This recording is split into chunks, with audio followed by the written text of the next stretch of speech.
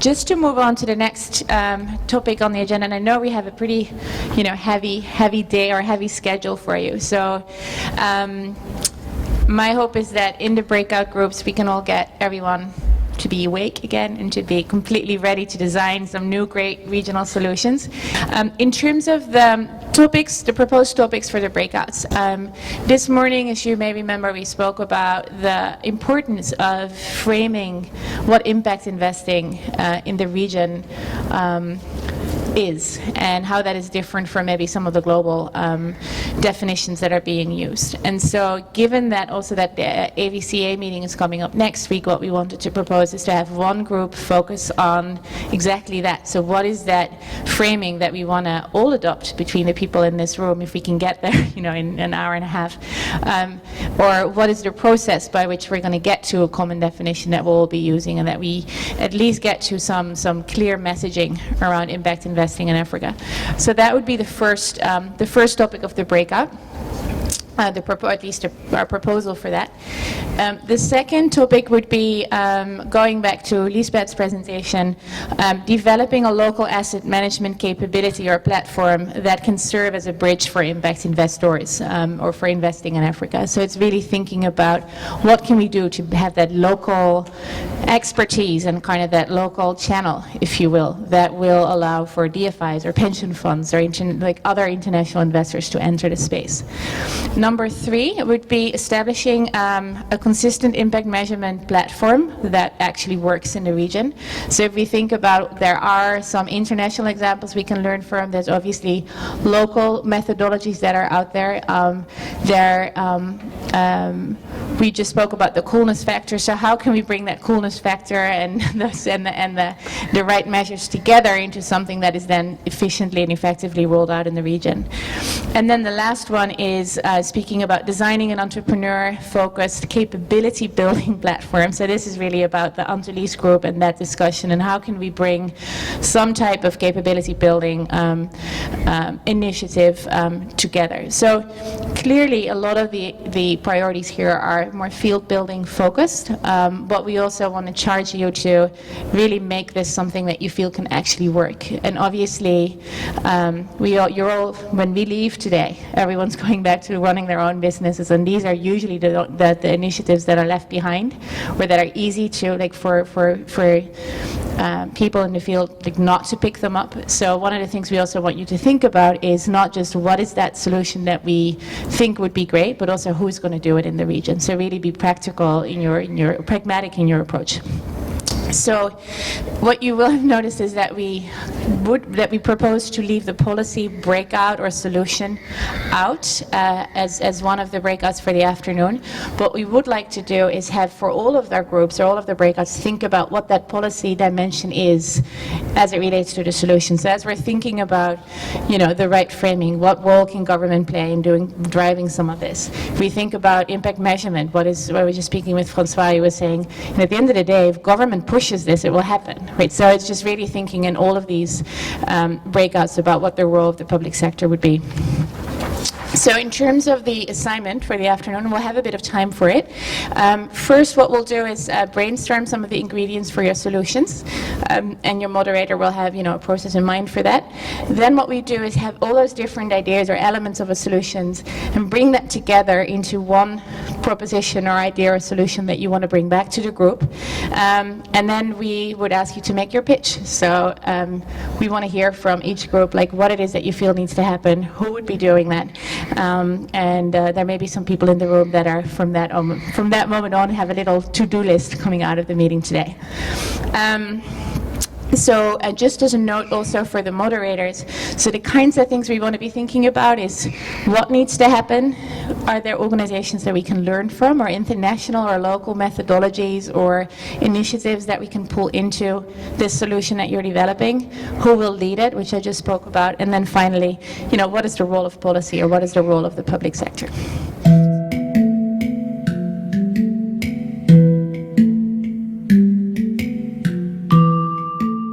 What we'd like to do is have a very quick report out on the solutions that we've all been developing this afternoon.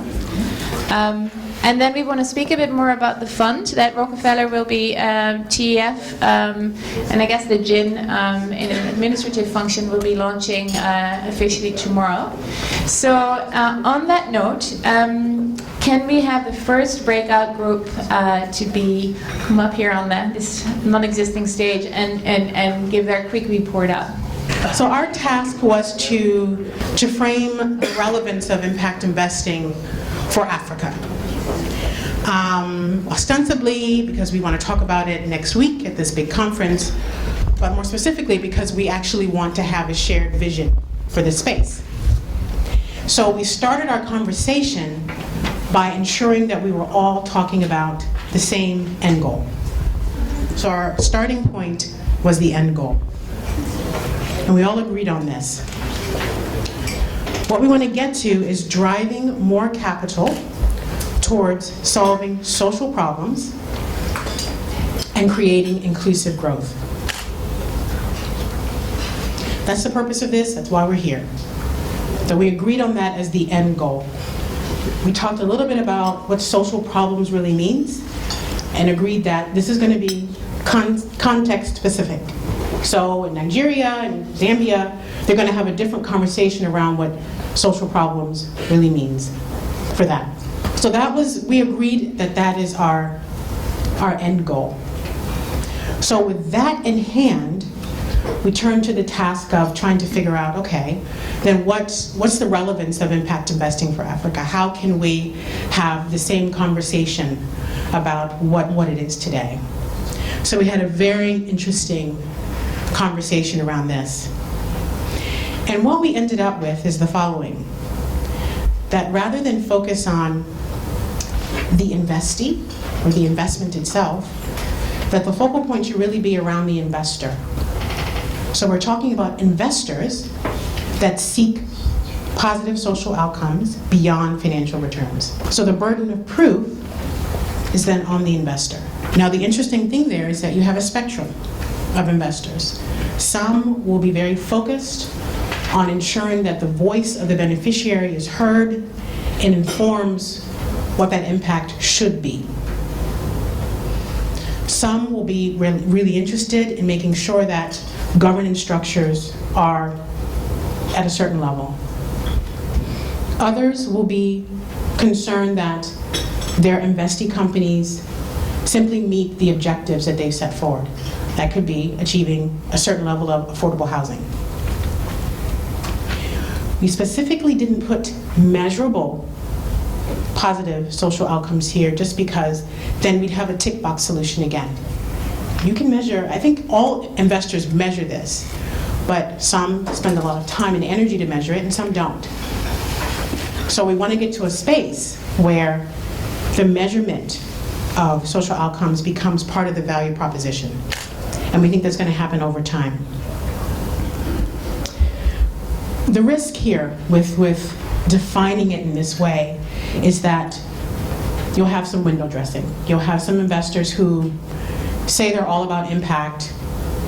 On face value, they look like they are, but in actuality, it's really just a way for them to attract capital. So that's a potential risk with looking at this in this way. But what we thought was that over time, that this field will mature and that you will separate the wheat from the chaff. But it will take some time. And it's not going to, some aspects of the maturation will happen naturally, but some of it has to be intentional, and that's where this room, the people in this room really have to come into play, have to activate towards that solution so that we get to a place where impact is really meaningful. And again, I love the framing of measurement as a way to build a value proposition. That's just one example of how we get to that place. So that's the risk of this. The upside to looking at it this way is that it does allow for investors to play the type of role that they feel like they can play. Some investors want to just invest in the most exciting social entrepreneurs out there, knowing that 90% of them are not going to make it. Others want to invest in companies that really don't self-identify as social enterprises, but have having transformative effects on the communities that they work in. And as investors, the role that they can play is to help their investees actually deliver on some of those outcomes.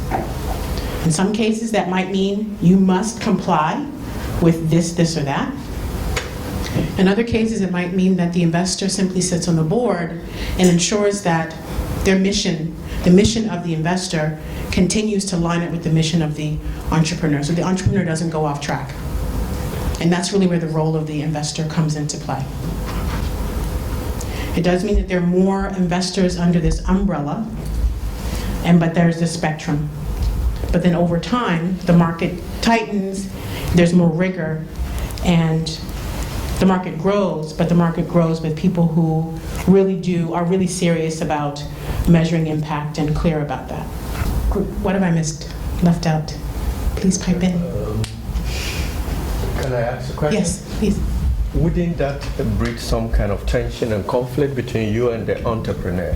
For example, I've invested in a school that is providing local curriculum education at a reasonable pricing, which the goal we set was that by the time we exit out of 5 years, we should have provided quality education to about 5,000 pupils. So we've helped build infrastructure, which is a first-class infrastructure that is comparable to international schools that are providing Cambridge-based ICGSE exams. And now I got a proposal from the sponsor, looking at it from numbers. I give you a fair idea. The local curriculum would cost about $1,000 per annum as a school fees. Whereas with the same infrastructure, just little changes in methodology of teaching and delivery, you can charge $6,000. So he looks at it from $1,000 to $6,000 and came to me and said, well, don't you think it will make sense for us to apply for these? So I made an investment saying that I would like to have 5,000 people go through that quality education. And now the guy comes to you and say, with this infrastructure and with these facilities that we've got, we could more than quadruple the returns if we did this. So I would like to go there. And then engages you in a discussion that makes it very difficult for you, because the argument is that if the argument is by the onus is on the investor to say, this is what I'm doing, then I am more inclined to say that we're sticking to this model because that is the basis for making. But from the other side, if you flip it also, you would find that he's also making sense. And in the fund that I manage, I have the government, quasi-government institutions that want to achieve that social target. I've got private investor who also say, oh, I believe in you, I know you make good return for me, so I want to do that. So you put in a sort of state of confusion. And that is why I've always had a very different debate and find it problematic whenever I hear the intent element in the definition, because the environment we operate in is so fluid and creates several opportunities, because both types of education are very necessary for our national development at this stage of our development.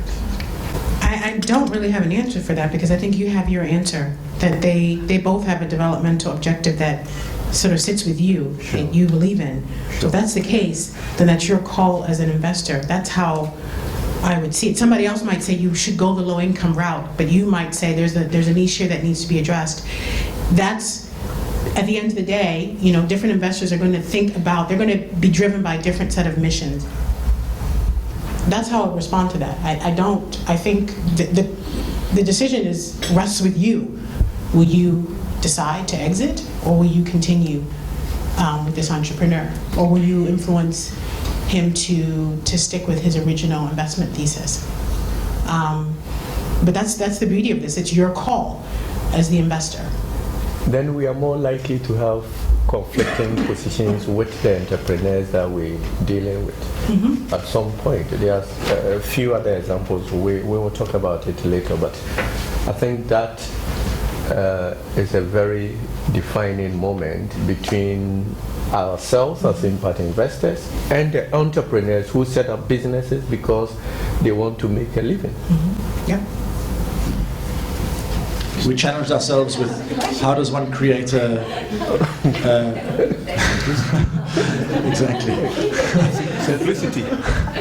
how does one create a cohesive measurement framework? Simplicity, simplicity, simplicity. So that was definitely a strong feedback point. I'm going to really run through this. Expand the pool of who actually does the measuring. Right, so if we really are about mainstreaming this, let's get those measures on. Expand the pool of who is measured. Right, so what is in this for the businesses themselves? What's the incentive for them? What are the benchmarks? Industry research and comparability. So the basic point on industry research and comparability is about benchmarks. So if we're what are the standardized benchmarks that we're actually using? And are they out there already? Do we need to create them? Is there research that needs to go into that? And finally, and this is the part that actually stimulated the most interesting debate, and we think is vital, is can we and should we attach a value to all impact measurements? Not necessarily the same value, but are we doing that? And does that allow for disclosure, does it allow for comparison, and does it allow for debate? And we got into a set of really interesting discussions around can one create a value of something or a unit of something called goods with a capital G, and can one use it as a unit? Anyway, this I don't even want to even go into the details of that discussion, but it was a 20-minute fascinating. We wish it was video recorded because there were a couple of really good ideas. So just to recap, two of the key needs that we identified in the earlier morning session was one, again, platforms to build business management and scaling capabilities for businesses, and then two, networks for collaboration to feed quality deal flow, as well as just to build SMEs, to feed and develop these.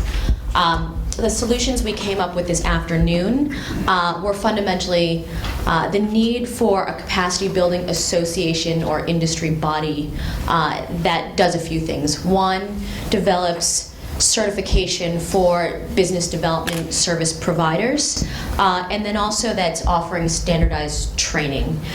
So that's for the BDS providers as well as for management of SMEs. So building out the middle management capacities, CEO, CFO functions, etc. And also promoting best practices. And we also discussed the opportunity to actually build out a fund that is investing in exploring new models or various models for capacity building. And these are, we use the term platforms to avoid just narrowing down on incubators, accelerators, or more structured type programs. I just want to mention that one, we also really discussed how this has to be an ecosystem. So part of that is what was previously mentioned, which is doing an assessment of what's currently out there. Who are the players in the ecosystem that are relevant, and what does that mean in terms of the ongoing gaps that should be filled, rather than reinventing the wheel. And then just as a final note, we know that there have been a number of different associations built out, so we'd want to be sure not to overlap with anything that's already being done by Andy, by Jin, and other parties, and rather to make this collaborative and complementary. Thank you. We also talked about a platform, and not surprisingly, we also talked about ecosystems. And I think what we'll find is that when we are addressing a demand-supply gap, which essentially we are, that it is about building bridges. And it's about, on the one hand, the demand side, which needs all sorts of platforms and ecosystems and facilitation. It's also the supply side that needs that. It's about making the investors investment ready, sorry. And I think I would also, at this point, also would want to mention that we actually gave our poor moderator a hard time. We don't have any yellow post-its as we were supposed to. There's a boycott in the room. We actually had a dialogue, and I think that's also what the conclusion is of our session, is that what is needed with the investors is a dialogue. And the dialogue can have different shapes and forms. We didn't come up with one solution. We didn't come up with one model that will resolve all the problems in that demand-supply gap. We came up with a number of ideas or possible elements that can be included in finding a way of increasing the flow of capital. Since I can be brief, I'll just jump into some of those. One of the things that we find is that it is very important to bridge the international dialogue to the local dialogue. It's still very much an international dialogue that's being brought to certain countries, but a local dialogue needs to happen as well. Then you'll find, for instance, in South Africa, where Black economic empowerment there's a lot of lessons learned there that are useful, and that also talk to what the rules of the game are. If you are making local investments, you need to include those local rules in the investments that you're making. But there's also, it's not just something that can be an impediment, but also actually something that can help structure the investments and make them actually more attractive. The other thing that was discussed is the ability to use existing platforms, not just create new ones, but look at what existing platforms are out there and what you can learn from them and how you can use them to actually help build the sector. So rather than reinventing the wheel, just create collaborations with existing dialogues that are already happening. We also looked at different design elements, like the importance of creating a secondary market. If you want to attract capital, they need to have that answer to the question of when will I get my money back? And if there is no secondary market for early stage investments, then that money back option is not very clear. And that in general is also one conclusion from our discussion, is that actually telling the story of what a successful investment or number of investments might have been, and taking the successful investors to participate in telling those stories is actually a very powerful way of bridging that risk, the perceived risk gap. That is where our conversation, our dialogue, ended on the multifaceted sort of beast of risk. It's not a hard science. You can't just pinpoint to one risk and say we can mitigate that. But risk and risk perception is the big thing in stopping the capital from flowing abundantly. And if you can create stories that will help reduce the perceived risk, that's when you'll help improve the flowing of capital. I think that's a summary of our, at least of my perception of how our dialogue went. Okay. That then brings us to the close of day one. It strikes me that many people came up here now and said, we actually don't have one solution, there are many solutions. And I think that's a great outcome for the day. I think we started the morning talking about a long list of obstacles and a long list of things that people wanted to get out of the discussion. And I think the fact that we've ended up with a long list of solutions is a great outcome to speak to some of the desires that we had when we started the dialogue this morning. Maybe just a quick note on what tomorrow looks like and what tomorrow will bring. Where we spent a lot of time talking today about ideas, solutions, things that we'd like to see. Tomorrow really will be about immersing ourselves in what are some of the really great and current initiatives that are taking place in the impact investment space across the region.